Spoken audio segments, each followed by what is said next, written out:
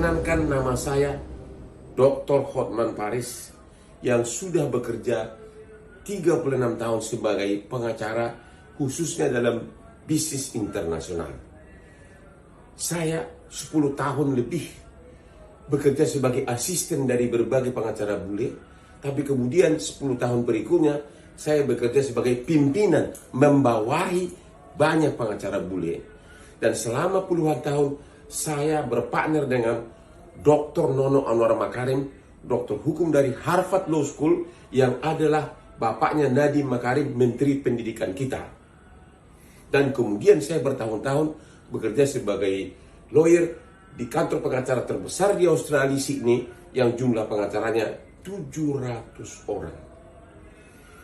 Inti pokoknya adalah, Ibu Menteri, dalam membuat peraturan harus dipikirkan nalar abstraksi hukum dan keadilan. Coba renungkan, si buruh, si pekerja yang bekerja 10 tahun, tiap bulan gajinya sebesar 2% dipotong untuk dimasukkan dalam jaminan hari tua, ditambah dengan 3,5% dari majikan. 10 tahun lebih, uang itu masuk dalam jaminan hari tua, dan itu adalah uang dia. Tiba-tiba dia misalnya di PHK pada umur 32. Dengan peraturan Ibu Menteri Tenaga Kerja, maka dia tidak bisa mencairkan jaminan hari tua tersebut, karena menurut peraturan Ibu hanya bisa diambil pada umur 56. Di PHK umur 32, dia harus menunggu 24 tahun untuk mencairkan uangnya sendiri. Di mana keadilannya, Bu? Di mana keadilannya? Itu kan uang dia. Dan peraturan menteri sebelumnya, sejak 2015, sudah mengatakan berbeda dengan peraturan Ibu. Menteri Tenaga Kerja sebelumnya mengatakan boleh dicairkan begitu dia di PHK. Di mana logikanya, Bu? Itu kan uang dia. Kalau dia di PHK umur 32, bisa saja dia selama menunggu 24 tahun sudah jatuh miskin, sudah pengangguran.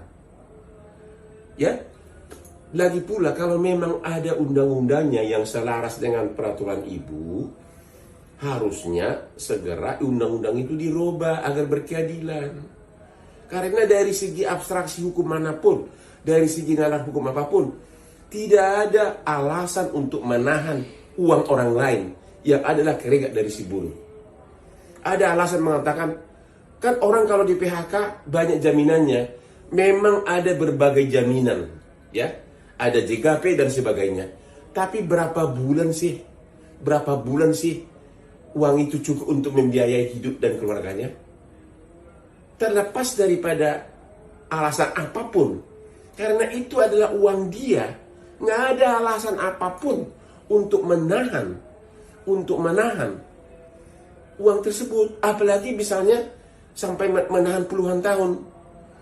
Memang benar uang itu diinvestasikan oleh BPJS untuk berbagai investasi. Tapi ingat, Bu, kalau sudah puluhan tahun, Ibu jangan lupa, ingat kasus Asabri, kasus asuransi Jiwasraya, walaupun diawasi oleh OJK reksadananya, apa yang terjadi? Dan itu uang siapa yang kemudian dimainkan oleh Jiwasraya di pasar modal, dan akhirnya hilang itu semua uang. Tolong hati-hati, Bu. Sekali lagi, ini adalah uang dari si buruh tersebut, uang dari si pegawai tersebut. Ya, benar-benar tidak ada alasan untuk menahan puluhan tahun. Salam Hotman Paris.